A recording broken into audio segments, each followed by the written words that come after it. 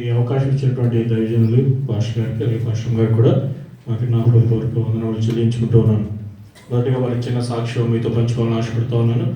మరి నేను అనారోగ్య పరిస్థితిలో ఉన్నప్పుడు మరి మీరందరూ కూడా ఎంతో ప్రార్థన చేసి మరి నన్ను ఎంతగానో బలపరిచారు. మరి అలాగే దైవజనులు పాస్టర్ గారు కూడా మరి అన్నిత్యం మాకు ఫోన్ చేస్తూ మరి హాస్పిటల్కి తీసుకురావడానికి మరి హాస్పిటల్లో అడ్మిట్ అయ్యి 3 days ఉన్నప్పుడు కూడా మరి ఎంతగానో అన్నిత్యం మమ్మల్ని కనిపెడుతూ మరి మా గురించి ప్రార్థన చేస్తూ మరి అందరూ సంఘస్థులు కూడా మరి ఎంతో ప్రార్థన చేశారు. అందరికి కూడా మరి నా తరఫున వందనాలు తెలియజేసుకుంటూ ఉన్నాను. మరి దేవుడు మంచి స్వస్థత ఇచ్చాడు. మీ అందరి ప్రార్థన వల్లనే, కేవలం దేవుని ఉచితమైన కృప వల్ల. అలాగే మరి మా పాప సుహాన తన సెకండ్ టర్మ్లో మరి మంచి మార్కులు పొందుకొని మరి పాస్ అవ్వడానికి దేవుడు కృప చూపించాడు. మరి ఆ జాయిన్ అయినటువంటి కోర్సులో మరి 1 సంవత్సరం పూర్తి చేసుకోవడానికి దేవుడు కృప చూపించాడు. మరి మిగిలిన భవిష్యత్తులో 3 సంవత్సరాల కోర్సు చదవాల్సి ఉంది. మరి అన్నిటి విషయంలో కూడా మీరు ప్రార్థించవలసిందిగా ప్రేమతో మనం చేసుకుంటున్నాం. మరి మన వాక్య భాగంలోకి వెళ్దాం. మొదటిగా సామెతల గ్రంథం నుంచి మరి ఒక మాట చదువుకొని ముందుకు వెళ్దాం. మనం సామెతల గ్రంథము 19వ అధ్యాయము 16వ వచనం. 19వ చదవండి.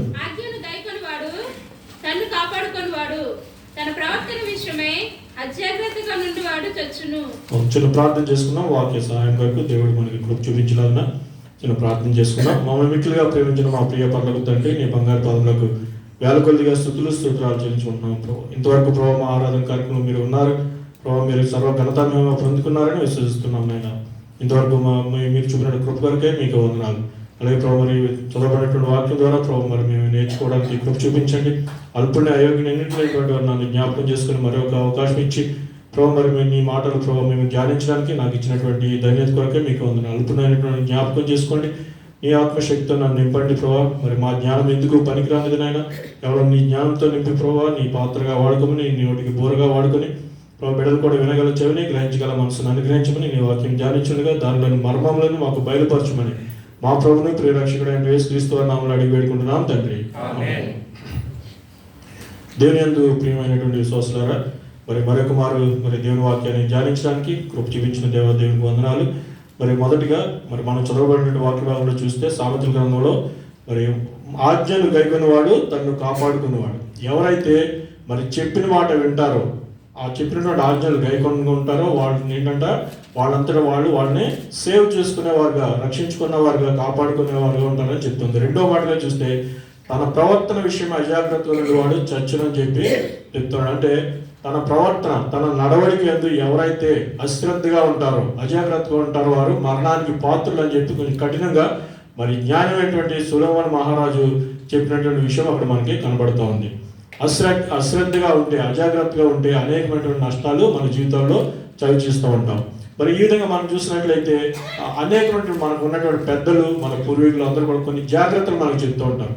ఇప్పుడు సపోజ్ ఎవరైనా చదువుకున్నటువంటి విద్యార్థులు 10th క్లాస్ పూర్తి చేసుకొని కాలేజీకి వెళ్తూ ఉన్నారనుకోండి, మరి కొన్ని జాగ్రత్తలు వాళ్ళు చెప్తూ ఉంటారు. బాబు కాలేజీలో ఎలా ఉండాలి, అయినా అలా ఉండాలి, ఎలా చదువుకోవాలి, అలా చదువుకోవాలని చెప్పి, ఇలా ప్రవర్తించాలి, కాలేజీ ఈ విధంగా కొన్ని జాగ్రత్తలు చెప్తారు. మరి అలాగే పెళ్లి చేసుకున్నటువంటి కొత్త జంటలకి కొన్ని సూచనలు, జాగ్రత్తలు చెప్తూ ఉంటారు. ఈ విధంగా ఉండాలి, పెళ్ళైన తర్వాత ఈ విధంగా మీరు జీవించాలి, మీ యొక్క సంసార జీవితం ఈ విధంగా కొనసాగించాలి అని చెప్పి కొన్ని సూచనలు వారికి చెప్తూ ఉంటారు. అలాగే అత్తగారింటికి వెళ్లే ముందు అమ్మాయికి కూడా మరి కొన్ని జాగ్రత్తలు, కొన్ని సూచనలు చెప్తూ ఉంటారు. అలాగే విదేశాలకు వస్తున్నటువంటి మనకు కూడా మరి అక్కడ ముందుగా వెళ్ళి వచ్చిన వారు కొన్ని జాగ్రత్తలు మనకి చెప్తూ ఉంటారు. మీరు ఫ్లైట్ ఎక్కినప్పుడు ఈ విధంగా ఉండాలి, దిగినప్పుడు ఈ విధంగా ఉండాలి, అక్కడ గల్ఫ్ కంట్రీస్లో ఇన్ని రూల్స్ ఉంటాయి, అక్కడ జాగ్రత్తగా ఉండాలి. అలాగే ఉద్యోగంలో జాయిన్ అయినప్పుడు కూడా మరి మనకి సేఫ్టీ ట్రైనింగ్ అని ఉంటుంది. ఆ ట్రైనింగ్లో కొన్ని జాగ్రత్తలు మనకి చెప్తూ ఉంటారు. మీరు ఈ విధంగా కంపెనీలు ఈ విధంగా ఉండాలి, డ్యూటీలు ఈ టైంకి రావాలి, ఈ టైం ముగించుకోవాలి, జాగ్రత్తగా ఉండాలి, ఎక్కడ మీరు ప్రమాదాల్లో పడకుండా ఉండాలి అని చెప్పి కొన్ని సూచనలు, కొన్ని జాగ్రత్తలు మనకి చెప్తూ ఉంటారు. ఏ రకంగా మనం చూస్తున్నాం కాబట్టి మనకి సూచనలు వాళ్ళు ఇస్తూ ఉంటారు. అదే మాదిరిగా మరి యేసుక్రీస్తు ప్రభు వారు కూడా మరి శరీరధారిగా ఈ లోకంలో జీవించిన సమయంలో ఆయన మరి ఆ బోధన అందిస్తున్నటువంటి సమయంలో, సువార్తను ప్రకటిస్తున్నటువంటి సమయంలో కొన్ని జాగ్రత్తలు అక్కడ ఉన్నటువంటి ఆ సువార్తను వింటున్నటువంటి వారికి కొన్ని జాగ్రత్తలు ఆయన చెప్పడం జరిగింది. మరి ఏంటి ఆ జాగ్రత్తలు? యేసుక్రీస్తు ప్రభు వారు స్వయంగా తన నోటి మాటలతో మరి చెప్పినటువంటి ఆ జాగ్రత్తలు ఏంటంటే విషయాన్ని ఈరోజు మనం ధ్యానం చేద్దాం. మొదటిగా మనం చూసినట్లయితే వినుటలో జాగ్రత్తగా ఉండాలంట. వినుటలో జాగ్రత్తగా ఉండాలంటే చూడండి, మార్కు సువార్త 4వ అధ్యాయం 24వ వచనం. మార్కు సువార్త 4వ అధ్యాయం 24వ వచనం.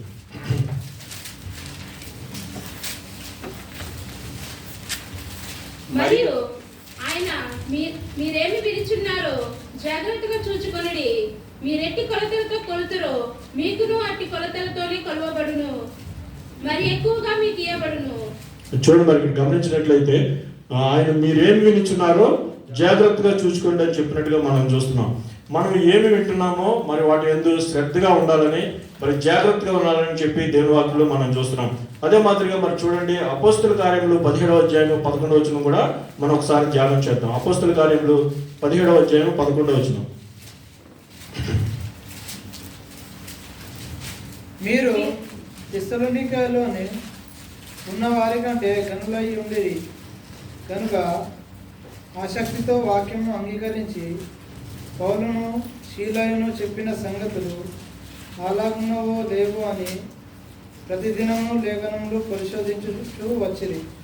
మరి చూడండి, అక్కడ గమనించినట్లయితే అక్కడ ఉన్న సందర్భం మనం గమనించినట్లయితే అక్కడ ఉన్న దెస్సలోనికే ఆ సంఘస్థులు మరి చాలా విశ్వాసుల్లో గొప్పవారుగా మనకి అక్కడ కనబడుతూ ఉన్నారు. కానీ వాళ్ళకంటే గొప్పవారుగా ఉన్నటువంటి ఎవరంటే అక్కడ బెరాయా సంఘస్థులు మనకి కనబడుతూ ఉన్నారు. వాళ్ళు చూడండి ఏం చేస్తూ ఉన్నారంట, మరి దెస్సలోనికలో ఉన్నవారు గనులై ఉండిరు కనుక ఆసక్తితో వాక్యంను అంగీకరించి పౌలును శీలయును చెప్పిన సంగతులు అలాగున్నవో లేవో అని ప్రతిదినము లేఖనములు పరిశోధించు వచ్చారు. మరి చూడండి ఎంత గొప్ప కార్యం వారు చేస్తూ ఉన్నారు. మరి ఆ పౌలు శీలలు అంటే మరి గొప్ప అభిషేకం పొందినటువంటి దైవజనులు, వాళ్ళకి మించినటువంటి దైవజనులు లేరని మనం అనుకుంటూ ఉంటాం. కానీ వారు చెప్పినటువంటి విషయాల్ని వారు ఆసక్తితో మరి వినడమే కాకుండా వాటిని అంగీకరించి మరి వెళ్ళిన తర్వాత మళ్ళీ పరిశోధిస్తూ వస్తున్నారంటే లేఖనాలు. మరి ఎంత గొప్ప విషయం చూడండి. మనకు ఇక్కడ చాలా మంది దైవజనులు చెప్పినప్పుడు మనం రాసుకుంటూ ఉంటాం, నోట్ చేసుకుంటూ ఉంటాం, అన్ని చక్కగా శ్రద్ధగా విని నోట్ చేస్తాం. కానీ వాటిని ఎప్పుడైనా మనం ధ్యానం చేస్తున్నామా ఇంటికి వెళ్ళిన తర్వాత మరి ఎప్పుడైనా ఒక్కసారైనా ఆ రెఫరెన్స్లు ఏవి రెఫరెన్స్లు ఇచ్చారు, ఏం చెప్పారంటే ఎప్పుడైనా ఆ అనుభవం మనకు ఉందా, ఎప్పుడైనా మళ్ళీ వాటిని మనం చదువుతున్నామా, మరి ఏం చెప్పారంటే విషయాన్ని మళ్ళీ మనం గమనిస్తున్నామా, ఒకసారి క్రాస్ చెక్. ఆ దైవజనులు చెప్పింది ఏ విషయం అనేది మనం ఎప్పుడైనా మనం ఆలోచన చేస్తున్నామా. కాబట్టి మనం తప్పకుండా మరి ఆ బెరాయ సంఘస్థులు ఎటువంటి అనుభవంలో ఉన్నారో అటువంటి అనుభవంలోకి ప్రతి ఒక్కరు కూడా విశ్వాసులు రావాలి. మరి అలాగే మేము చెప్పినప్పుడు ఇక్కడ ఉన్నటువంటి దైవజనులు చెప్పినప్పుడు కూడా మరి కొన్ని సందర్భాల్లో మరి కొంతమంది ఏమైనా అవగాహన లోపంతో మరి ఏమైనా తప్పులు కూడా చెప్పొచ్చు. అటువంటిది క్రాస్ చెక్ చేసుకోవాలని అని చెప్పి దేవుని వాక్యం మనకు సెలవుస్తుంది. అంతేకాకుండా ఒక్కొక్కరు ఒక్కొక్క విధంగా, ఇప్పుడు ఒకే వాక్య భాగాన్ని నేను చెప్తే నా దృష్టిలో దేవుడు నాకు ఒక మర్మాన్ని బయలుపరుస్తాడు. అలాగే వేరే వారు చదివినప్పుడు వారికి వేరే దృష్టిలో వారికి ఒక మర్మాన్ని బయలుపరుస్తాడు. అందుగురించే ఎవరికి వారు ఇండివిజువల్గా వాక్యాన్ని ధ్యానం చేసేటువంటి అనుభవంలోకి రావాలి.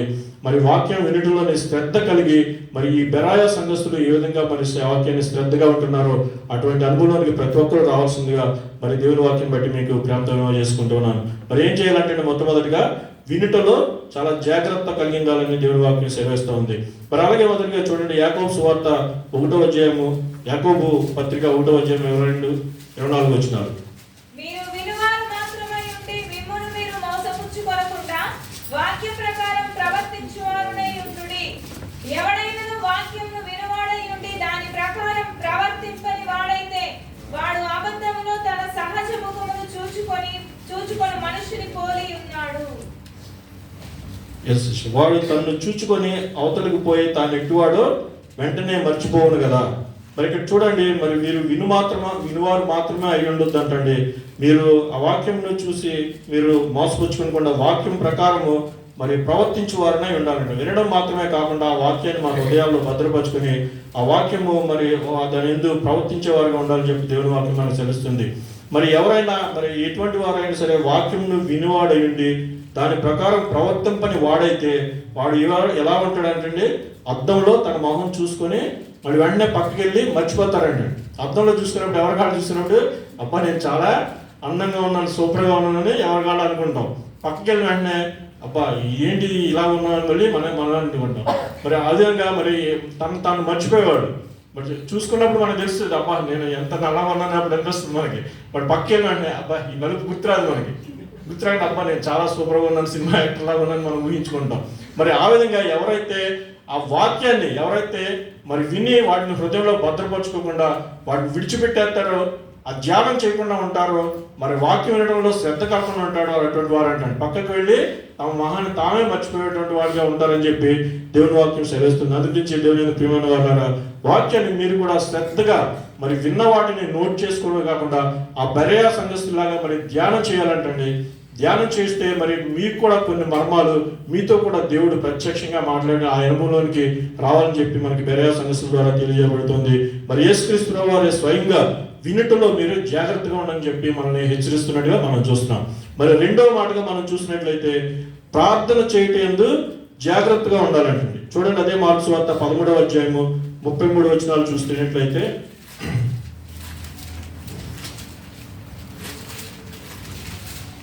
జాగ్రత్త పడి మెలకుగా నుండి ప్రార్థన చేయండి, ఆ కాలం ఎప్పుడు వచ్చినో మీకు తెలియదు. చూడండి, జాగ్రత్త పడి మెలకుగా నుండి ప్రార్థన చేయడి, ఆ కాలము ఎప్పుడు వచ్చినో మీకు తెలియదు. నేను మీతో చెప్పుచున్నది అందరితోనూ చెప్తున్నాను, మెలకుగా నుండిడను. మరి చూడండి, ఆ కాలం అంటే మనందరికీ తెలుసు. ఏ కాలం అండి? దేవుని రాకడ సమయం గురించి చెప్తున్నటువంటి మాటలు యేసుక్రీస్తు వారు. మరి ఆ 13వ అధ్యాయంలో మనం పైనుంచి విషయాలన్నిటి గమనించినట్లయితే 13వ అధ్యాయం స్టార్టింగ్ నుంచి మనం చదువుకుంటూ వస్తే మరి అనేక విషయాలు దేవుని రాకడ గురించి మరి యేసుక్రీస్తు వారు మనతో చెప్పినట్టుగా మనం చూస్తూ ఉంటాం. మరి అనేక విషయాలు ఏం జరగబోతున్నాయి, దేవుని రాకడ సమయంలో ఏ విషయాలు జరగబోతా ఉన్నాయి, ఏమేమి సంభవించబోతున్నటువంటి ఆ విషయాలన్నీ కూడా మనం చూస్తూ ఉంటాం. అందుగురించి మరి యేసుక్రీస్తు వారు చెప్తా ఉన్నారు, జాగ్రత్తగా ఉండండి, మెలకుగా ఉండండి, ఆ సమయం ఎప్పుడు వచ్చినో మరి ఎవరికి తెలియదు అని చెప్తున్నారు. ఆ పైన మనం చూసినట్లయితే ఆ సమయం మరి ఎవరికి తెలియదు అంటండి. ఈవెన్ మరి కుమారునికి కూడా తెలియదు అంటండి, దేవదూతలకు తెలియదు అంట, ఎవరికి తెలియదు అంట. కేవలము తండ్రి ఆధీనంలోనే ఉంది ఆ కాలము. మరి ఆ కాలము ఎప్పుడు వచ్చినో ఎవరికి మనకు తెలియదు కాబట్టి మరి మెలకుగా ఉండండి, ప్రార్థన చేయండి. ప్రార్థన చేస్తూ మెలకుగా ఉండిన మాత్రము ఆ యొక్క సమయాన్ని మనం గుర్తించగలుగుతాం, జాగ్రత్త పడగలుగుతాం చెప్పి మరి మనం చెప్పినట్టు చూస్తున్నాం. అందుకని ఇక్కడ చెప్తున్న విషయం ఏంటంటే మెయిన్గా మరి ప్రార్థన చేయటందు మరి చాలా జాగ్రత్తగా ఉండండి, మెలకుగా ఉండండి. మెలకుగా ఉండి మరి ఆ సమయం వరకు మీరు ప్రార్థించమని చెప్పి మరి యేసు వారు స్వయంగా చెప్పినటువంటి మాటగా మనం చూస్తున్నాం. అలాగే సమూయేలు గ్రంథంలో చూడండి, మొదటి సమూయేలు 12వ అధ్యాయం 12-23.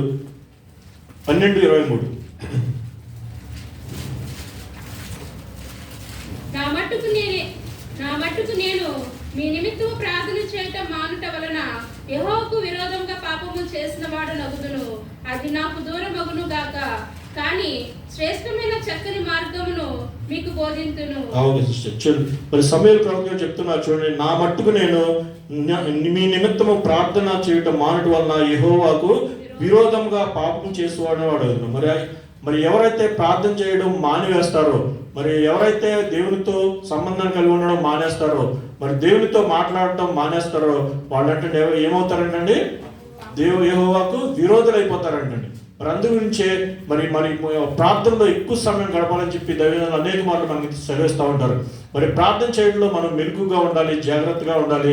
ఎక్కువ సమయాన్ని ప్రార్థనలో గడపడం ద్వారా మరి అనేక మంది గురించి ప్రార్థించేటువంటి అనుభవంలోకి మనం వస్తాం. మరి సమూయేలు ప్రవక్త చెప్తున్నారు, మీరందరి గురించి కూడా నేను ప్రార్థన చేస్తాను, ప్రార్థన చేయకపోతే అది నాకు శాపం అవుతుంది, దేవునికి దూరం అయిపోతానని చెప్తున్నాడు. మరి రాత్రి కూడా దైవజనులు జీవరత్నం గారు చెప్తా ఉన్నారు, మరి అందరి గురించి కూడా ప్రార్థన చేయమని మనకి మరి తెలియజేయడం జరిగింది.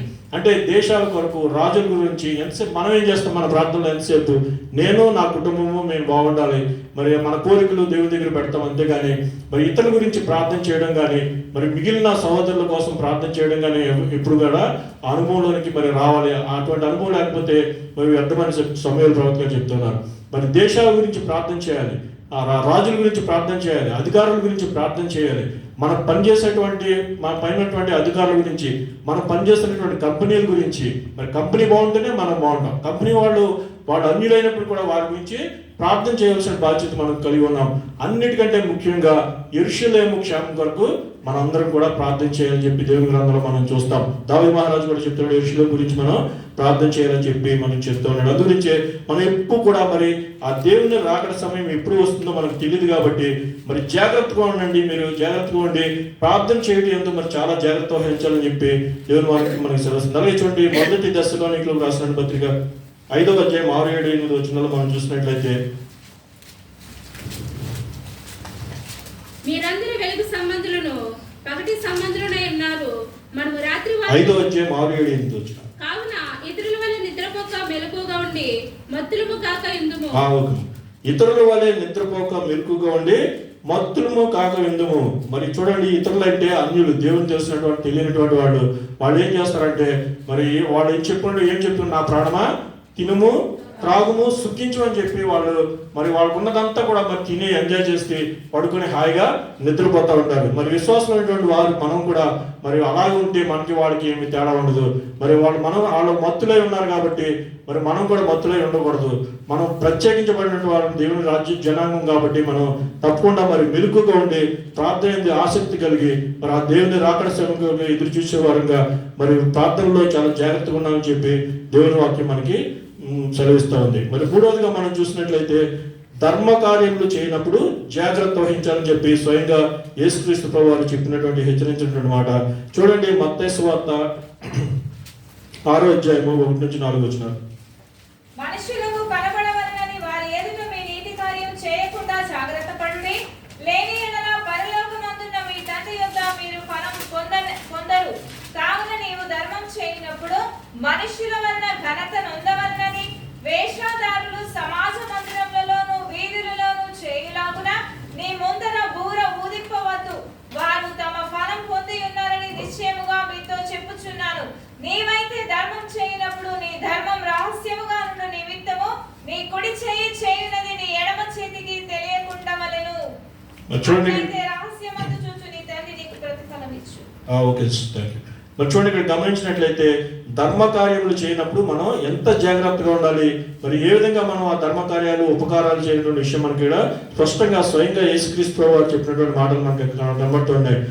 మనుషులకు కనబడవలనని వారి ఎదుట మీ కార్యములు చేయకుండా జాగ్రత్త పడాలి. లేని యెడల పరలోకమందు ఉన్న మీ తండ్రి మీరు ఫలము పొందరు, ఆయన దగ్గర నుంచి మీ ఫలము పొందరని చెప్తున్నారు. అంతేకాకుండా నీవు ధర్మం చేయనప్పుడు మనుషుల వలన ఘనత పొందవలన వేషధారులు సమాజ మందిరంలోను వీధుల్లోనూ చేయలాగిన నీ ముందర బోర దించుకునవద్దు.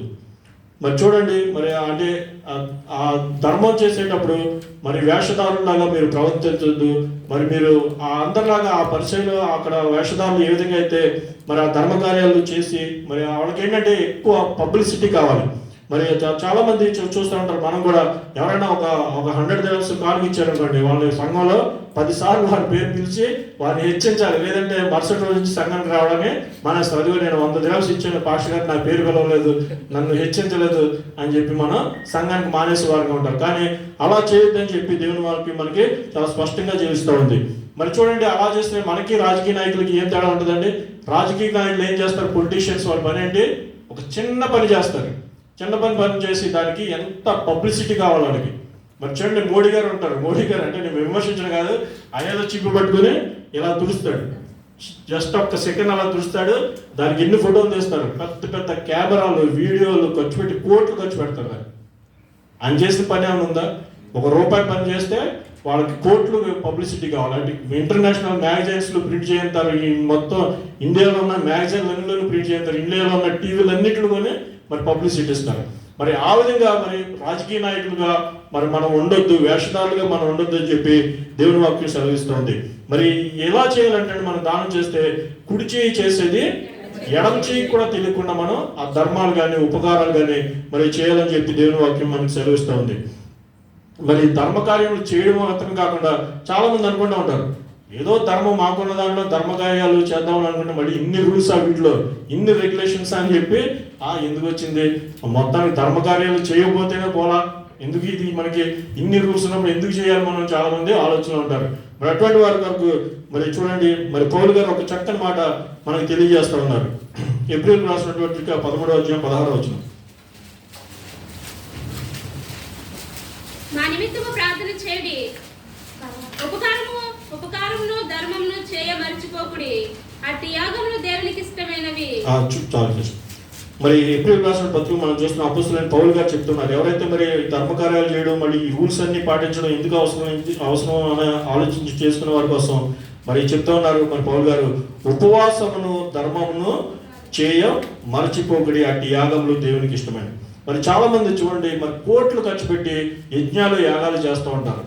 మరి ఎందుకు అంటే వాళ్ళు దేవుని దగ్గర నుంచి ఏదో ఒక ప్రతిఫలం ఆశించి కోట్లు లక్షలు వచ్చి మరి చూస్తూ ఉంటారు, ఎన్నికల్లో గెలవాలని చెప్పి మనం చూస్తూ ఉంటాం. యజ్ఞాలు యాగాలు చేసి కొన్ని కోట్లు ఖర్చు పెట్టేస్తూ ఉంటారు ఆ యజ్ఞయాగాల మీద. కానీ అవన్నీ కూడా దేవునికి ఇష్టం కాదంటే, ఇష్టమైనటువంటి యాగము, ఇష్టమైనటువంటి యజ్ఞం ఏదైనా ఉందంటే మరి అది మరి ధర్మకార్యములు ఉపకారములు ధర్మము చేయటం మరి దేవునికి ఇష్టమైనటువంటి యాగం అని చెప్పి మరి అపొస్తలుడైన పౌలు గారు మనకు తెలియజేస్తున్నారు.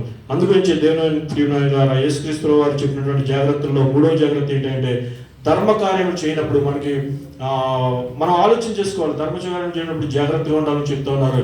మరి మనుషుల మెప్పు కావాలా, మరి దేవుని దగ్గర నుంచి ప్రతిఫలం కావాలని ఆశించి మనం మరి ఆ ధర్మకార్యాలు ఉపకారాలు చేయాలి. మనుషుల దగ్గర నుంచి మెప్పు ఎంతసేపు ఉంటుందని 1 నిమిషంలో మళ్ళీ పక్కకి వెళ్ళిపోతుంది. పొగుడుతారు, 2 నిమిషాలు పక్కకు పడతారు, అబ్బా సుధీర్ అన్న సూపర్ అది అంటారు, పక్కన అంటే సుధీర్ అన్న అంత లేడని తెలిసిందే మీకు అంత.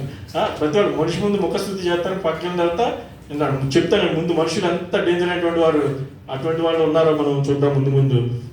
ఈ విధంగా మనం ధర్మకార్యాలు చేయనప్పుడు మరి మనుషుల మెప్పు కాకుండా మరి దేవుని దగ్గర నుంచి ప్రతిఫలం ఆశించి మనం చేయాలని చెప్పి ఆ ధర్మకార్యాలు చేసేటప్పుడు పబ్లిసిటీ కోరుకోకుండా మరి దేవుని దగ్గర నుంచి ప్రతిఫలం ఆశించి మనం చేయాలని చెప్పి ఆ ధర్మకార్యాలు చేయనప్పుడు ఎంత జాగ్రత్తగా ఉండాలనే విషయాన్ని మరి యేసుక్రీస్తు స్వయంగా చెప్పినటువంటి విషయాలు మనం గమనిస్తున్నాం.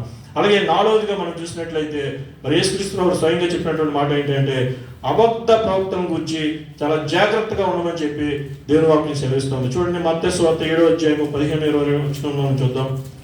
మత్తయి సువార్త 7వ అధ్యాయం 15-20 వచనం. అబద్ధ ప్రవక్తల గురించి జాగ్రత్త పడుడి, వారు గొర్రెల చర్మమును వేసుకుని మీ వద్దకు వస్తురు, కానీ లోపల వారు క్రూరమైన తోడేళ్ళు, వారి ఫలముల వలన మీరు వారిని తెలుసుకొందురు.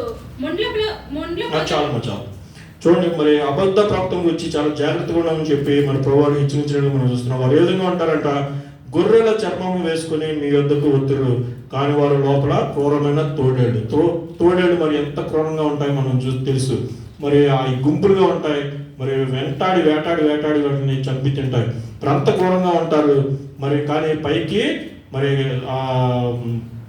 గొర్రెల చర్మం వంటి కప్పున వారుగా ఉంటారు కాబట్టి ఆ అబద్ధ ప్రవక్తలు అంత భయంకరంగా ఉంటారు కాబట్టి వాళ్ళ గురించి చాలా జాగ్రత్తగా ఉండని చెప్పి దేవుని వాక్యం సెలవిస్తుంది. వాడు ఏ విధంగా మరి ఆ విధంగా మనం వాళ్ళని తెలుసు. అబద్ధ ప్రవక్తలు ఎవరైనా తెలుసుకోవాలంటే వాళ్ళు వచ్చేటువంటి ఫలాలు, వారు ఏ విధంగా ఉన్నారనే విషయం మనం గమనించినట్లయితే మనకి స్పష్టంగా తెలియజేయబడుతూ ఉంటుంది. అందుగురించి మనం అబద్ధ ప్రవక్తల గురించి చాలా జాగ్రత్తగా ఉండాలని చెప్పి ప్రభువారు హెచ్చరిస్తూ ఉన్నారు. మరి చూడండి, 2వ పేతురులో మరి 2వ పేతురు పత్రిక 2వ అధ్యాయం 1వ వచనంలో, మరియు అబద్ధ ప్రవక్తలు ప్రజలలో ఉండిరి, అటువలనే మీలోను అబద్ధ బోధకులుందురు.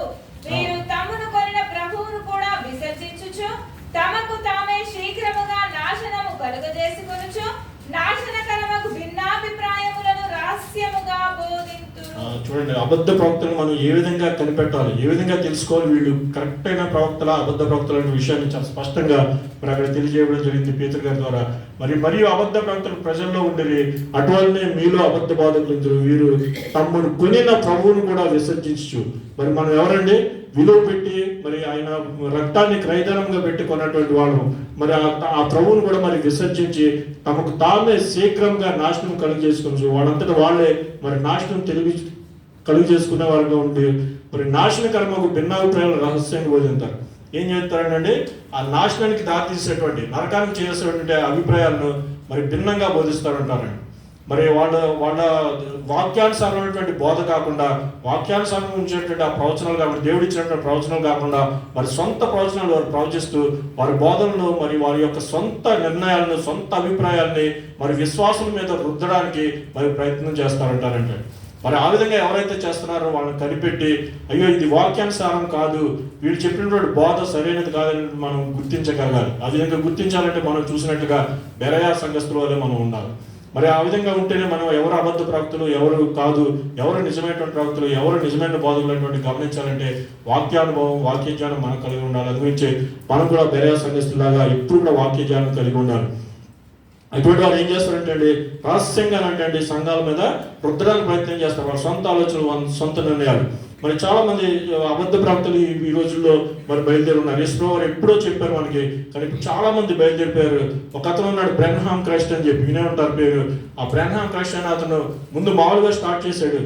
నేను క్రైస్తవ విశ్వాసంగానే ప్రారంభించి యేసుక్రీస్తు గురించి బోధించి చివరికి ఏమన్నాడంటే నేనే యేసుక్రీస్తుని ఆల్రెడీ వచ్చేసి మీరు తెలుసుకోబోతున్నారు, మీరు అందరూ విశ్వాసాలు అయిపోయి తెలుసుకోలేకపోతున్నారని చెప్పి ఆయన ఒక ప్రత్యేకంగా మరి ఒక సంఘాన్ని స్థాపించేశాడు.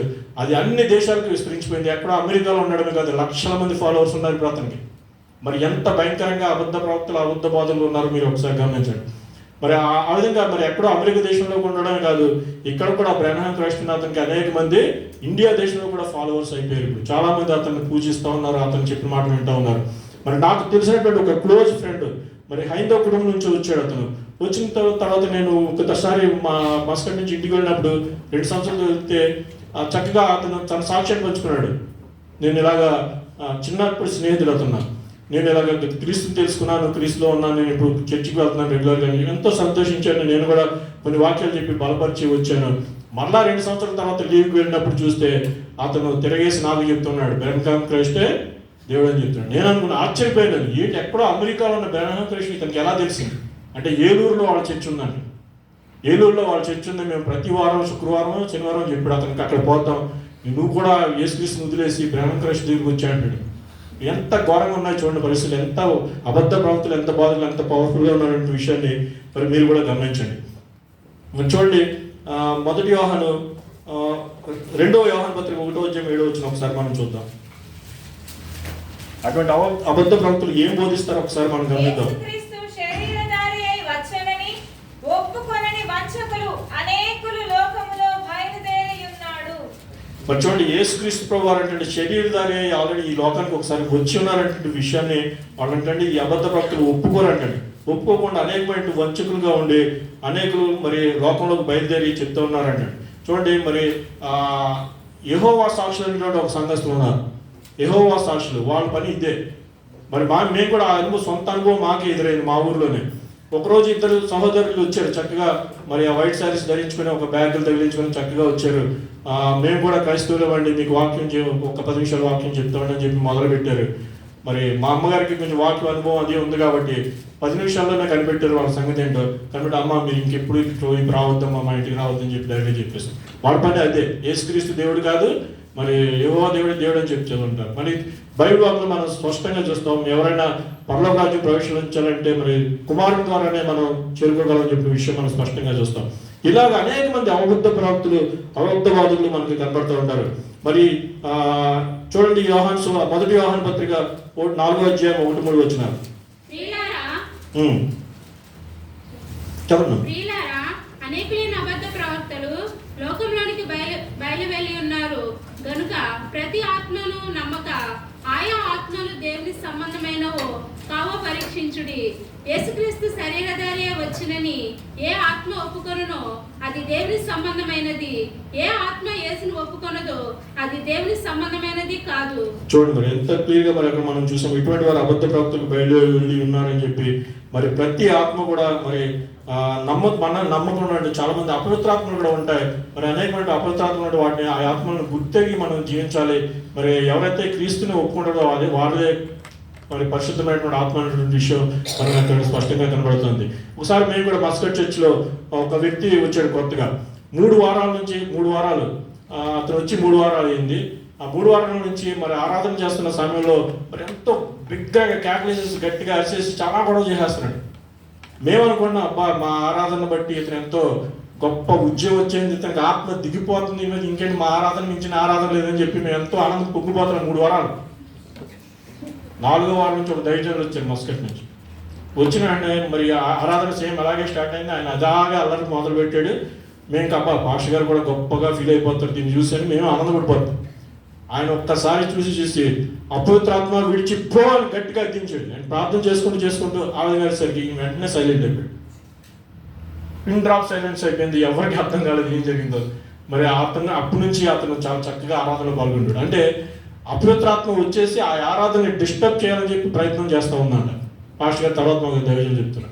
మరి అలాగా మనం కూడా మరి ఏది కరెక్ట్ అయిన ఆత్మని గ్రహించాలంటే మరి క్రీస్తుని ఎవరైతే ఒప్పుకుంటుందో వారి ఆత్మ కరెక్ట్ అయినటువంటి ఆత్మని మనకి ఇక్కడ మనం గమనించినట్లు మనం చూస్తూ ఉన్నాం. మరి ఆ విధంగా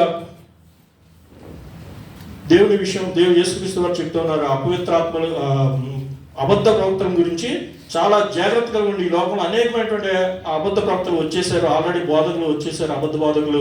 మరి వాళ్ళందరి గురించి కూడా మీరు ఎంతో శ్రద్ధ కలిగి జాగ్రత్తగా ఉండి మనం గమనించుకొని జాగ్రత్త కలిగి అని చెప్పి ప్రభువైన యేసుక్రీస్తు వారు హెచ్చరించినట్టుగా మనం చూస్తున్నాం. అలాగే పరిసయ్యుల వేషధారణ గురించి కూడా మనం చూస్తూ ఉంటాం. జాగ్రత్తగా ఉండమని చెప్పి దేవుని వాక్యం సెలవిస్తాం. చూడండి, లూకాసు వార్త 12:1 అంతలో ఒకరికొకడు రొప్పుకొనున్నట్లు వేల కొలది జనులు కూడినప్పుడు ఆయన తన శిష్యులతో మొదట ఇతని చెప్పసాగెను, పరిసయ్యుల వేషధారణ అను పులిసిన పిండిని గురించి జాగ్రత్త పడు. మరి చూడండి, ఇప్పుడు ఏం చెప్తున్నారు? మరి యేసు ప్రభువు స్వయంగా చెప్పినటువంటి మాట, పరిసయ్యులు వేషధారణ గురించి చాలా జాగ్రత్తగా ఉన్నటువంటి హెచ్చరించినట్టుగా మనం చూస్తున్నాం. మరి అంతలో ఒకరికొకరు తొక్కున్నట్లు వేల కొలది జనులు కూడినప్పుడు ఆయన తన శిష్యులతో మొదలెట్లని చెప్పసాగను, పరిసయ్యుల వేషధారణను పులిసిన పిండి గురించి జాగ్రత్త పడని చెప్పి మరి ప్రభువారు హెచ్చరిస్తున్నారు. మరి ఆ వేషధారణ అనేటువంటి దాంట్లో ఒక పులిసిన పిండి అంటే, పులిసిన పిండి అంటే దేనికి సాదృశ్యంగా ఉంది? పాపమునకు సాదృశ్యంగా మనం పులిసిన పిండి గురించి చెప్తూ ఉంటాం. మరి ఎవరైతే వేషధారణ కలిగి ఉంటారో వాళ్ళు పులిసిన పిండిగా ఉంటారని చెప్తున్నాం. అది ఒక పాపము. ఎవరైతే పైకి భక్తిగా ఉండి భక్తి చేయడం ప్రదర్శిస్తుంటారో లోపల మరి ఆ యొక్క పాపాన్ని విడిచిపెట్టకుండా ఉంటారో అటువంటి వాళ్ళని వేషధారులు అని చెప్పి, వాళ్ళు ఆ పులిసిన పిండి పాపము ఉందని చెప్పి దేవుని వాక్యం మనకి సెలవుస్తుంది. అటువంటి వారితోటి మరి చాలా జాగ్రత్తగా ఉండండి, ఆ పరిశీలతో జాగ్రత్తగా ఉండమని చెప్పి మరి అటువంటి ఆ రోజులో మరి పరిశీలన ఉన్నారు, కానీ ఈ రోజులో వేషధారులు లక్షల వేల మందిగా ఉన్నారు. అటువంటి వేషధారులతో మీరు చాలా జాగ్రత్తగా ఉండని చెప్పి మరి ప్రభువారు హెచ్చరించినట్టుగా మనం చూస్తున్నాం. ఇంకా పరిసయ్యులు వేషధారుల గురించి మనం చూసినట్లయితే మరి అనేక సందర్భాల్లో ప్రభువారు మమ్మల్ని హెచ్చరిస్తూ ఉన్నారు. వాళ్ళు ఏ విధంగా ఉంటారంటే విషయాలు మనకు తెలియజేస్తున్నారు. చూడండి, ఈ వేషధారులు ఇంకా ఏం చేస్తారంటే మత్తయి సువార్త 23:13-15, మత్తయి సువార్త 23:13-15 ఒకసారి చూద్దాం. అయ్యో వేషధారులైన శాస్త్రులారా, పరిసయ్యులారా, మీరు మనుషుల ఎదుట పరలోక రాజ్యమును మూయెదురు. మీరిందులో ప్రవేశింపరు, ప్రవేశించు వారిని ప్రవేశింపనీయరు. అయ్యో వేషధారులైన శాస్త్రులారా, పరిసయ్యులారా, ఒకరిని మీ మతంలో కలుపుకొనుటకు మీరు సముద్రమును భూమిని చుట్టి వచ్చేదురు. అతడు కలిసినప్పుడు అతన్ని మీకంటే 200గా నరకపాత్రులుగా చేదురు.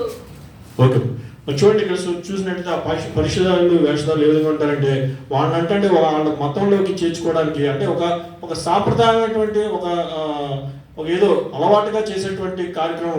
వాళ్ళ మతాన్ని ఇంప్రూవ్ చేసుకోవాలి అంతే తప్ప క్రీస్తుని ప్రకటించడం కానీ దీని నిజమైనటువంటి భక్తి కానీ వాళ్ళ దగ్గర లేదు.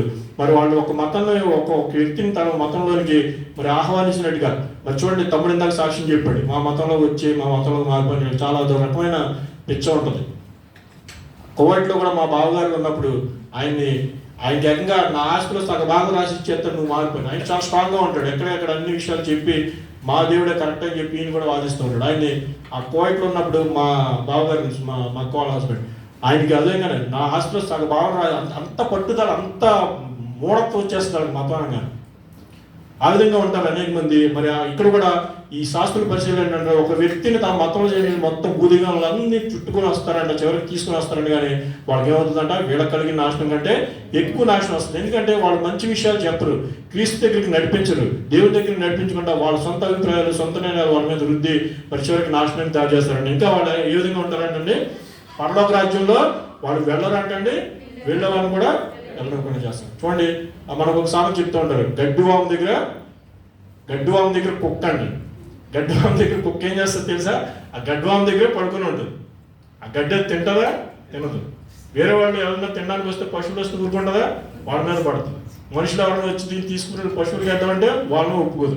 అందుగురించి గడ్డివాము దగ్గర కుక్క అంటే అది తినదు, ఇతరులని తిననివ్వదంటండి. ఇప్పుడు ఈ వీళ్ళు కూడా ఈ పరిసయ్యులు శాస్త్రులు అనేటువంటి వాళ్ళు కూడా ఏ విధంగా ఉన్నారంటే వాళ్ళు పరలోక రాజ్యంలో ప్రవేశించలేరు, మరి వెళ్ళే వారిని కూడా పరలోక రాజ్యం చేరుకునే వాళ్ళని కూడా అడ్డగించే వారిగా ఉంటారని చెప్పి, అందుగురించి మీరు వాళ్ళతో చాలా జాగ్రత్తగా ఉండాలనే విషయాన్ని ప్రభువారు స్వయంగా హెచ్చరించిన విషయం మనం చూస్తూ ఉన్నాం. మరి ఇంకా చూడండి, 23వ అధ్యాయంలో 27-28 వచ్చినారు. అయ్యో వేషధారులైన శాస్త్రులారా, పరిసయ్యులారా, మీరు సున్నము కొట్టిన సమాధులు పోలి ఉన్నారు. అవి వెలుపల శృంగారముగా అగపడును, కానీ లోపల చచ్చిన వారి ఎముకలతోనూ సమస్య కల్మషముతోనూ నిండి ఉన్నవి. చూడండి, మరి వేషధారణ అంటే ఏంటనే విషయం మనకు చాలా స్పష్టంగా కనబడుతుంది. ఈ వేషధారులు పరిశీలన ఏ విధంగా ఉన్నారంటే సున్నం కొట్టిన సమాధులను పోలి ఉన్నారంటండి. అటువంటి వాళ్ళు ఏ విధంగా ఉంటారంటే వారికి సమాధులు ఎంత సుందరంగా ఉంటాయంటే, ఎంత చక్కగా మన వాళ్ళు ఇప్పుడు ఏకంగా ఒక ప్యాలెస్ లాగా కట్టేస్తున్నారు. సమాధులు దెబ్బకు వచ్చామా లేదంటే ఎక్కడైనా మనం ఏదైనా దుబాయ్ చేసి వచ్చామా అన్నట్టుగా ఉంటుంది. ఇండియాలో సమాధుల తోటలకు వెళ్తుండే మరి గ్రానైట్ స్టోన్స్ వేసేసి పెద్ద పెద్ద బిల్డింగ్ల కింద కట్టేస్తున్నారు. మరి ఆ విధంగా పైకి ఎంతో శృంగారంగా ఉంటాయి, కానీ మరి ఏ సమాధి ఓపెన్ చేసిన ఎంత పెద్ద గొప్ప వ్యక్తి మరి సమాధి ఓపెన్ చేసిన ఏముంటుందంటే లోపల కుళ్ళు కంపు ఆ చచ్చిపోయిన ఎముకలు అయ్యే ఉంటాయండి. మరి వేషధారులు కూడా ఆ విధంగానే ఉంటారు. మరి అందు గురించి వేషధారులు అయినటువంటి ఈ శాస్త్రుల పరిచయాల గురించి మరి చాలా జాగ్రత్తగా ఉండాలని చెప్పి మరి ప్రభువారు స్వయంగా హెచ్చరించినట్టుగా మనం చూస్తున్నాం. మరి 6వ మాటగా మనం చూసినట్లయితే యేసుక్రీస్తు వారు హెచ్చరించినటువంటి 6వ విషయం ఏంటి అంటే మరి తిండి మత్తు ఐహిక విచారముల యందు చాలా జాగ్రత్త వహించమని చెప్పి దేవుని వాక్యం సెలవిస్తోంది. చూడండి లూకాసు వార్త 21వ అధ్యాయం 34-36 వచనాలు. మీ హృదయములో ఒకవేళ తిండి వలనను మత్తు వలనను ఐహిక విచారము వలనను మందముగా ఉన్నందున ఆ దినము అకస్మాత్తుగా మీ మీదికి గురి వచ్చినట్టు రాకుండా మీ విషయమై మీరు జాగ్రత్తగా ఉంటుడి. ఆ దినము భూమి అంతటా నివసించు వారి మీదికి అకస్మాత్తుగా వచ్చును. చూడండి ఆ లూకాసు వార్త 21వ అధ్యాయంలో కూడా మరి అనేకమైన విషయాలు దేవుని రాకడ గురించి మనకి కనబడుతూ ఉంటాయండి. మరి చూడండి, మీ హృదయంలో ఒకవేళ తిండి వలనను మత్తు వలనను ఐహిక విచారముల వలన మరి మందముగా ఉండిన ఎడల ఆ దినము అకస్మాత్తుగా మీ మీదకి వచ్చున్న గురి వచ్చినట్టు మరి రాకుండా మీ విషయమై మీరు జాగ్రత్తగా ఉండాలి. మరి చూడండి ఆ తిండి వలన అంటే మరి చూడండి, మరి మనం ఎంతో కష్టపడి పని చేసినప్పుడు మరి చక్కగా భోజనం చేస్తే చక్కగా మనకి మత్తు వచ్చేస్తుంది, చక్కగా హాయిగా నిద్రపోతున్నాం. మరి చాలామంది ఆ మంచి కష్టపడిన వాళ్ళు కాకుండా మరి ఆ మత్తు సరిపోవట్లని చెప్పి మంచిగా తిండి తింటేనే మత్తు వస్తుంది. ఆ మత్తు సరిపోవట్లని చెప్పి చాలామంది ఏం చేస్తున్నారు, మందులు తాగుతూ ఉన్నారు. మరి అది కూడా సరిపోవట్లని చెప్పి డ్రగ్స్ మరి భయంకరమైన కెమికల్స్ వాడి తమ ఆరోగ్యాలు పాడు చేసుకున్నారు. మరి ఆ విధంగా మరి మందుకు బానిస అయిపోయిన వాడిని మనం చూస్తున్నాం. అలాగే ఆ తిండి వలన మత్తు వలన మరి 3వదిగా చెప్తూ ఉన్నారు ఐహిక విచారం వలన. మరి ఐహిక విచారం అంటే ఈ లోక సంబంధమైనటువంటి ఆలోచనలు. మనకు తెల్లారు వేస్తే ఏమవుతుంది, మరి ఈ బిల్లు ఎలా కట్టాలి, ఆ బిల్లు ఎలా కట్టాలి, ఇది ఎలా తీర్చుకోవాలి, మరి మనం వేసాలు ఎలా వేయించుకోవాలి, పాస్పోర్ట్ ఎలా రెన్యూల్ చేయించుకోవాలి, మన ఇంటి దగ్గర ఉన్న సమస్యలు ఏంటి, మన ఇల్లు ఎలా ఇవన్నీ కూడా ఐహిక విచారం. వీటన్నిటి వలన కూడా మీరు మత్తులైపోవద్దు, మందులైపోవద్దు, జాగ్రత్తగా ఉండండి. దేవుని సమయం రాబోతోంది, రాకడ సమయం. ఆ రాకడ సమయం గురించి చాలా ఎలర్ట్గా ఉండండి, చాలా జాగ్రత్తగా ఉండాలని చెప్పి మరి దేవుని వాక్యం మరి యేసు ప్రభువు స్వయంగా మనకి తెలియజేస్తున్నారు. ఆ రాకడ సమయంలో ఏమేమి సంఘటనలు జరుగుతూ ఉన్నాయి, మరి ఎంత ఉరి వచ్చినట్టుగా వస్తుందంటే మన మీదకి. ఆ ఉరి వచ్చినప్పుడు మనం తప్పించుకోకపోతే మనం నరకానికి పాత్రలు అవుతాం, ఎత్తబడేటువంటి సంఘంలో మనం ఉండం. మరి అందుగురించే మనం చాలా ఆ దేవుని రాకడ సమయం కనిపెట్టుకుంటూ ఈ ఐహిక విచారం వలన మత్తు వలన మరి తిండి వలన వచ్చేటువంటి ఈ యొక్క మత్తు నుంచి విడిపించుకొని మెలకుగా ఉండి ప్రార్థన చేసుకుంటూ ఆ దేవుని రాకడ సమయం కనిపెడుతుండాలని చెప్పి దేవుని వాక్యం సెలవిస్తూ ఉంది. మరి మనం కూడా మత్తులుగా ఉంటే మనకేం తెలుస్తుందండి, తాగి పడేకొని ఉన్నాం అనుకోండి, దేవుని రాకడ వచ్చింది మనకేం తెలుస్తుందా, ఎవరికైనా తెలుసు, ఎవరికి తెలుసు, వెంటనే మనం నరకానికి పోతాం, ఇక్కడ విడబడతాం, శ్రమలకు గురవుతాం, ఎన్నో భయంకరమైన పరిస్థితులు. ఆ పైన చదివితే మనకు అన్ని విషయాలు తెలుసు, ఎంత రేవన్ రాకడ సమయంలో ఎన్ని భయంకరమైన విషయాలు జరుగుతాయి. అందుగురించే రాకడ సమయంలో చాలా ఎలర్ట్గా ఉండి మనం సమయం కనిపెట్టి ప్రార్థన చేస్తుండాలని దేవుని వాక్యం సెలవుస్తుంది. మరి ఇంకో సంగతి మీకు చెప్తాను నేను. మరి చాలా మంది మన దైవజనులు మనకి వచ్చి మనకి హెచ్చరిస్తూ ఉంటారు, అయ్యో దేవుని రాకడ సమయం వస్తూ ఉంది, చాలా జాగ్రత్తగా అనేక మనకు దైవజనులు చెప్తూ ఉంటారు. మరి చాలా మంది వింటూ ఉంటారు, కానీ వెంటనే దాన్ని వదిలేస్తూ ఉంటారు. మా తాత చెప్పాడు దేవుడు వస్తాడని చెప్పి ఆయన చనిపోయాడు, మా నాన్న చెప్పాడు ఆయన చనిపోయాడు, మా పాస్టర్ గారు చెప్పారు దేవుడు వస్తాడు అని, త్వరగా రాలేదు దేవుడు, ఆయన చనిపోయాడు, ఇంకెప్పుడు వస్తాడు దేవుడు అని చెప్పి ఒక అలాంటి ఇదిలో వెళ్ళిపోతూ ఉంటారు. మీకు చిన్న సంఘటన చెప్తాను. ఒక కొత్తగా నాలాగే ప్రసంగాలు చేయడానికి ఒక వ్యక్తి స్టార్ట్ అయ్యారు.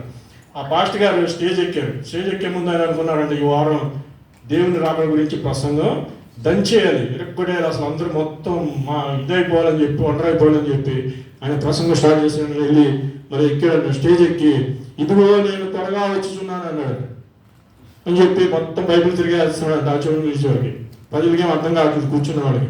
మళ్ళీ రెండోసారి ఇదిగో నేను త్వరగా వచ్చుచున్నాను అన్నాడు. చూసి మళ్ళీ బైబిల్ అంతా తిరిగేస్తున్నాడు, ఏం అర్థం కాదు వాడికి. మూడోసారి ఇదిగో నేను త్వరగా వచ్చుచున్నాను అన్నాడు అని చెప్తే మళ్ళీ బైబిల్ తిరిగేసి ఇంకేం కాదు కనబడేసరికి టాక్మని ముందుకు దుక్కేయాలండి, ఏం చేయాలి అర్థం. ఇందుకు ఏంటంటే ఆ ప్రసంగం రాసుకున్నట్టు వచ్చినటువంటి ఆ పేపర్ మిస్ అయిపోయిందండి బైబిల్లో. వెంటనే తక్కువ కిందకి దూకేశాడండి. దూకాడు ముందుండి నిద్రపోతా నుండి మనం చదువుకున్నాం కదా ఇప్పుడు ఐహిక విచారాలు, తిండి, మత్తు అన్న పురుపాట్లు పడుతున్నటువంటి ఒక మామగారి మీద దూకేది. దూకేసరికి అప్పుడు ఆయనకి బాబాయ్ చచ్చిపోయిన ఒక కేకేసిందంట మామగారు. అప్పుడు అంటే పాస్టర్ గారు తేరుకొని, మామగారు నన్ను క్షమించండి, ఏమనుకోవద్దు, ఏం చేయాలో తెలియక నేను దూకేశానండి అని చెప్తే అప్పుడు ఆవిడ అందంట, బాబు తప్పు నీది కాదయ్యా, నువ్వు 3 సార్లు హెచ్చరించావు నన్ను, ఇదిగో నేను త్వరగా వచ్చున్నాను, ఇదిగో నేను 3 సార్లు చెప్పావు బాబు, నేనే అశ్రద్ధగా ఉన్నాను, నేనే జాగ్రత్తగా లేకపోయాను, అందుగురించి నాకు ఇది తగిన శాస్తి జరిగిందే బాబు, ఇక ముందు నేను చాలా ఎలర్ట్గా ఉంటాను అయ్యాను. అందుగురించే మరి దైవజనులు చక్కగా మనకు వివరిస్తూ ఉంటారు, చక్కగా మనం నవ్వుకున్నాం, కానీ ఇందులో ఎంతో మరణం దాగింది. ఆ మామగారు చక్కగా కళ్ళు తెరుచుకున్నారు, ఇక ముందు నేను ఎలర్ట్గా ఉంటాను అయ్యా అని చెప్పి. మనం కూడా ఆ దేవుని రాకడ గురించి సింపుల్గా తీసుకోవద్దు. సింపుల్గా తీసుకోకుండా మరి చక్కగా మీరు చదువుకొని ఆ దేవుని రాకడ గురించి మరి చాలా శ్రద్ధ వహించాలని చెప్పి దేవుని వాక్యం మనకి సెలవిస్తూ ఉంది. మరి అలాగే మరి ఆ హెబ్రీ పత్రికలో కూడా మనం చూస్తున్నాం, మరి ఆ జ్యేష్ఠత్వాన్ని అమ్మేసుకున్నాడండి కేవలం తిండి కోసం, ఆ యొక్క ఒక పూట కోసం మరి ఏశావు మరి అమ్మేసుకుని అటువంటి గొప్ప ఆ జ్యేష్ఠత్వాన్ని కోల్పోయినట్టుగా మనం చూస్తున్నాం. ఎందుకు? కేవలం ఆ తిండి కోసం, మరి ఒక పూట కోసం. అందుగురించి మరి అటువంటి పరిస్థితుల్లో మనం చూడండి ఒకసారి 12వ అధ్యాయం, హెబ్రీయులకు రాసిన పత్రిక 12వ అధ్యాయం 16 నేను త్వరగా ముగిస్తాను. ఒక పూట కూటి కొరకు తన జ్యేష్ఠత్వపు హక్కును అమ్మివేసిన ఏశావు వంటి భ్రష్టుడైనను వ్యభిచారి అయినను ఉండునేమో అని జాగ్రత్తగా చూసుకొని. మరి చూడండి ఆ జ్యేష్ఠత్వాన్ని అమ్మేసుకున్నాడండి. కేవలం వ్యభిచారం అంటే ఈ పాపమే కాదండి, మనకి ఇచ్చిన బాధ్యతను సరిగ్గా నిర్వర్తించకపోతే ఆ జ్యేష్ఠత్వం అనేది ఎంతో గొప్ప హక్కు, మరి దాన్ని కూడా అమ్మేసుకున్నాడు. అది కూడా వ్యభిచార పాపంలోనికి మరి తెలియజేస్తున్నాం మనం చూస్తున్నాం. అది గురించి మనకి ఇచ్చిన బాధ్యతలు కూడా చక్కగా నిర్వర్తించబద్ధమై ఉన్నాం. మరి ఈ తిండి, ఐహిక విచారాలు, మత్తు గురించి మత్తులమైపోకుండా దేవుని యొక్క మరి రాకడ కొరకు చాలా ఎలర్ట్గా ఉండి ఎదురు చూసేవారుగా ఉండాలని చెప్పి దేవుని యేసుప్రభువు వారు మనకి తెలియజేస్తున్నారు. మరి 7వదిగా మనం త్వరగా ముగిస్తాను, మనుషుల గురించి చాలా జాగ్రత్తగా ఉండమని చెప్తున్నాడు. ఇది చదివినప్పుడు నాకు చాలా ఆశ్చర్యం వేసింది. మనుషుల గురించి మరి చాలా జాగ్రత్తగా ఉండమని చెప్పి దేవుడు చెప్తా ఉన్నాడు. మత్తయి సువార్త 10వ అధ్యాయం 17-16 వచనాలు. మనుషులను గూర్చి జాగ్రత్త పడి వారు మిమ్మల్ని మహాసభలకు అప్పగించి తమ సమాజ మందిరములలో మిమ్మల్ని కొరడాలతో కొట్టించరు. వీరికిని అన్యజనులకును సాక్షార్థమై నా నిమిత్తము మీరు అధిపతుల యొద్దకును రాజుల యొద్దకును తేబడుదురు. వారు మిమ్మల్ని అప్పగించినప్పుడు ఎలాగో మాట్లాడదుమో ఏమి చెప్పుదుమో అని చింతింపకుడి. మీరేమి చెప్పవలనో అది ఆ గడియలోనే మీకు అనుగ్రహింపబడును. 16వ వచనం కూడా ఒకసారి చదువు. ఇదిగో తోడేళ్ల మధ్యకు గొర్రెలను పంపినట్టు నేను మిమ్మల్ని పంపుచున్నాను కనుక పాముల వలె వివేకులను పావురము వలె నిష్కపటులై ఉండుడి. మరి యేసుక్రీస్తు ప్రభువు స్వయంగా చెప్పినట్టు మాటలు మనం గమనిద్దాం. మరి మనుషుల గురించి చాలా జాగ్రత్తగా ఉండమని చెప్తున్నారు. మరి ఇప్పుడు చెప్పిన విషయాలు అన్ని కంటే కూడా మనుషుల గురించి చాలా జాగ్రత్తగా ఉండి వాళ్ళు మిమ్మల్ని మహాసభలకు అప్పగించేవారు ఉంటారు, తమ సమాజ మందిరంలో మిమ్మల్ని కొరడాలతో కొట్టించేవారు ఉంటారు, మిమ్మల్ని శిక్షలకు గురి చేసేవారు ఉంటారు. అందుగురించి చాలా భయంకరమైనటువంటి వారు మనుషులు, వాళ్ళతో మీరు చాలా జాగ్రత్తగా ఉండండి. మరి వాళ్ళతో తోడేళ్ళ మధ్యకి మిమ్మల్ని పంపించినట్టుగా పంపిస్తున్నాను. అందు గురించి మీరు ఏ విధంగా ఉండాలంటే మరి పాము వలె వివేకం కలిగి ఉన్నాడు, తెలివి కలిగి జీవించాలంట. ఎవరు మంచివారు ఎవరు చెడ్డవారు అనేటువంటి విషయాన్ని గ్రహించుకోవాలని చెప్పి జాగ్రత్తగా ఉండమని చెప్పి ప్రభువారు హెచ్చరించినట్టుగా మనం చూస్తున్నాం. మరి మనం చూసినట్లయితే చివరి దినాల్లో మనం ఉన్నాం, ప్రేమలు చల్లారిపోయేటువంటి దినాల్లో మనం ఉన్నాం. మరి సొంత కుటుంబాల్లోనే గొడవలు, ఆస్తుల గురించి గొడవలు, మరి రక్త సంబంధాలు కొట్టుకునే పరిస్థితులు, సొంత అన్నదమ్ముల మధ్య గొడవలు, అక్క చెల్లెల మధ్య గొడవలు, మరి భార్యాభర్తల మధ్య గొడవలు, తల్లిదండ్రులకి పిల్లలకి సమాధానం లేదు. ఇటువంటి పరిస్థితుల్లో మనం జాగ్రత్తగా ఉండాలి. చాలా భయంకరమైన పరిస్థితుల్లో మనం కొనసాగుతున్నాం. ఎక్కడ చూసినా కూడా మరి ఎన్నో భయంకరమైన పరిస్థితులు కొనసాగుతున్నాయి. కాబట్టి మరి మనం చాలా జాగ్రత్తగా ఉండాలని చెప్పి వివేకం కలిగి, మరి ఏ విధంగా అయితే మరి పాము ఎంత యుక్తిగా ఉంటుందో ఆ విధంగా అంత వివేకం కలిగి ఎవరు మంచివారు ఎవరు చెడ్డవారు అనే విషయాన్ని గ్రహించుకొని మరి ఆ ద్వారా జీవించాలి. మరి నిష్కపటంగా పౌరులు అదే సమయంలో మరి యుక్తిగా ప్రవర్తించాలని చెప్పి మరి చెడ్డ దోవలోకి వెళ్లకుండా మరి పౌరు వాళ్ళ నిష్కపటంగాను మన క్యారెక్టర్ని చక్కగా కాపాడుకుంటూ నిష్కపటంగానే ఉండాలని చెప్పి దేవుని వాక్యం మనకు సెలవిస్తుంది. ఇంకా మరి మనుషులు ఎంత భయంకరమైనటువంటి వాడు అనేటువంటి విషయం మరి చూసినట్టే మనకు ఆశ్చర్యం కలుగుతుంది. చూడండి, ఇర్మీయా గ్రంథము 9వ అధ్యాయం 4-5 వచనాలు.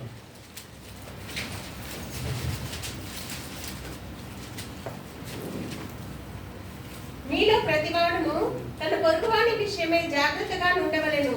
ఏ సహోదరుడైనను నమ్మకుడి. నిజముగా ప్రతి సహోదరుడును తంత్రగొట్టియు తన సహోదరుని కొంప ముంచును. ప్రతి పొరుగువాడును కొండములు చెప్పుటకై తిరుగులాడుచున్నాడు. సత్యము పలుకగా ప్రతి వాడును తన పొరుగు వాడిని వంచును.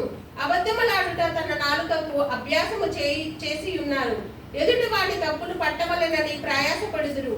నీ నివాస స్థలమును కపట్యము మధ్యనే ఉన్నది. చూడండి ఎంత మనిషి అంటే ఎంత భయంకరమైనటువంటి విషయం మనకి ఇక్కడ మరి చాలా స్పష్టంగా కనపడుతూ ఉంది. మరి చాలా జాగ్రత్తగా ఉండాలని చెప్పి మరి ఇక్కడ కూడా ఇర్మియా ప్రవక్త గారు కూడా మనకు చెప్తున్నారు. అందు గురించి మనుషులు ఎంత భయంకరమైనటువంటి వారు కాబట్టి మనం జాగ్రత్తగా ఉండాలి ఈ లోకంలో ఉన్నంతసేపు అని చెప్పి మరి హెచ్చరిస్తున్నారు. స్వయంగా యేసు ప్రభువు వారు కూడా మనుషులతో చాలా జాగ్రత్తగా ఉండండి మీరు, మరి అదే సమయంలో మీరు పౌరు వలె మరి నిష్కప్తంగా ఉండండి, సర్పం వలె యుక్తిగా ఉండని చెప్పి దేవుని వాక్యం ద్వారా మనకి మరి స్వయంగా యేసు ప్రభువు వారు చెప్పినటువంటి విషయాలు మీకు తెలియజేశాను. చాలా జాగ్రత్తగా ఉండమని చెప్పి ఆయన హెచ్చరించిన విషయాలు మీకు తెలియజేస్తున్నాను. దేవుని యందు ప్రియమైన వాళ్ళరా, మరి యేసుక్రీస్తు ప్రభువు వారు మనల్ని ఎంతగానో ప్రేమించి మరి ఆయన ఉండేటువంటి ఆ నిత్యరాజ్యాన్ని మనకి కూడా ఇవ్వాలనేటువంటి తలంపుతోటి ఉద్దేశంతో ఆయన ముందుగానే మనకి కొన్ని జాగ్రత్తలు 7 జాగ్రత్తలు మీకు తెలియజేశాను. ఆ 7 విషయాలను బట్టి ఎంతో జాగ్రత్తగా ఉండి ఈ లోకంలో జీవించిన కాలం మీరు జాగ్రత్తగా ఉండి మరి దేవుడు ఇచ్చేటువంటి అనుగ్రహించినటువంటి ఆ పరలోక రాజ్యాన్ని స్వతంత్రించుకోవాలని మిమ్మల్ని ప్రేమతో మనం చేసుకుంటున్నాను. మరి చెప్పినట్టు 6 విషయాలు కూడా మీరు శ్రద్ధగా మరి గమనించి మరి వాటి పట్ల శ్రద్ధ వహించాలి. మొదటిగా మనం చూసాం, విన్నటంలో జాగ్రత్తగా ఉండాలి. రెండవదిగా ప్రార్థన చేయడానికి జాగ్రత్తగా ఉండాలి. మూడవదిగా ధర్మ కార్యములు చేయనప్పుడు చాలా జాగ్రత్తగా ఉండాలి. 4 అబద్ధ ప్రవక్త విషయంలో కూడా చాలా జాగ్రత్తగా ఉండమని చెప్పి దేవుడు సెలవిస్తూ ఉంది. మరి 5వ అధ్యాయంలో కూడా 5వ మనం చూసినట్లయితే పరిసయ్యుల యొక్క వేషధారణ గురించి చాలా జాగ్రత్త వహించాలని చెప్తున్నాడు. మరి 6వదిగా తిండి మత్తు ఐహిక విచారం ఎందు జాగ్రత్తగా ఉండండి, మరి అటువంటి జోలి కలగకుండా మెలుగుకొని ప్రార్థన చేయమని చెప్తున్నాం. 7వదిగా మనం చూసినట్లయితే మనుషుల గురించి మరి చాలా భయంకరమైనటువంటి విషయాలు మనం నమ్మలేకపోతున్నాం. మన గురించి మనమే అసహ్యత చదువుకుంటే ఆ ఇర్మియా గ్రంథం చదివితే మరి అంత ఆ మనుషులు అంత డేంజర్గా ఉంటారు కాబట్టి మరి పశువులు అనుకోండి, పులి సింహాలు అనుకోండి, మరి వెంటనే మీద పడితే చంపేస్తా అయిపోతాం క్షణంలో. కానీ మనుషులు ఎంత భయంకరంగా ప్రవర్తిస్తారు. మనుషుల గురించి చాలా జాగ్రత్త అని చెప్పి దేవుడు దాని గురించి దేవుని ప్రేమ ద్వారా 2000 సంవత్సరాలు ముందే మనం ప్రేమించి ఇవన్నీ జరగబోతూ ఉన్నాయి. ఈ విషయాల పట్ల మీరు జాగ్రత్త వహించని చెప్పి స్వయంగా యేసుక్రీస్తు ప్రభువు చెప్పినటువంటి విషయాలను మీ ముందు ఉంచాను. మరి అన్నింటిని కూడా మీరు గ్రహించుకొని దేవుడు అనుగ్రహించిన నిత్యరాజ్యంలో మీరు అందరూ స్వతంత్రించుకోవాలని ప్రేమతో మనం చేసుకుంటున్నాను. అటువంటి కృపను పరిశుద్ధాత్మ దేవుడు మనకు అందరికీ అనుగ్రహించింది కాదా. చిన్న ప్రార్థన చేసుకుందాం. మమ్మల్ని ఇంటిగా ప్రేమించిన మా ప్రియ యేసయ్య, నీ బంగారు పాదములకు వేల కొద్దిగా స్తోత్రాలు చెల్లించుకుంటున్నాను. ఇవనైనా ప్రభావ మీరు స్వయంగా చెప్పినటువంటి మాటలను మరి ఏ విషయాల పట్ల మేము జాగ్రత్త వహించాలి, లోకమైన విషయాలు మేము గమనించాను ఆయన.